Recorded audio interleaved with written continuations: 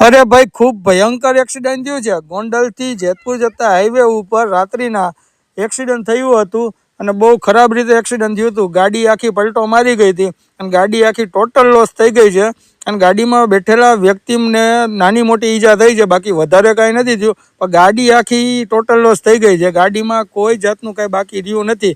કાચ બધા તૂટી ગયા છે, એરબેગ બે ખુલી ગઈ છે, ગાડી આખી પલટી મારી ગઈ છે, ગાડીનું એક વ્હીલ આખું નીકળી ગયું છે અને ટોટલી દરવાજા બધાને નુકસાન થયું છે અને એન્જિન તો આખું પતી ગયું છે. એ હાલતમાં છે, અંદરથી ઓઇલ પાણી અને બધું નીકળી ગયું છે એન્જિનમાંથી. તમે ગાડીને અત્યારે જોઈ શકો છો, ગાડીની કોઈ કન્ડિશન અત્યારે સારી રહી નથી. ગાડીમાં બેઠેલા દરેક વ્યક્તિના હાથ પગમાં નાની મોટી ઈજા થઈ છે અને ગાડીનું આગળનું એન્જિન, બોનેટ અને આગળનો મોરો આખો ટોટલ લોસ થઈ ગયો છે. એની નકશી આખી ફરી ગઈ છે. તમે જોઈ શકો છો વિડીયોમાં. આ આખી ગાડીની હાલત છે, જે ઓછામાં ઓછી 10 ફૂટ હવામાં ઉડી હતી અને પલટી મારી ગઈ હતી.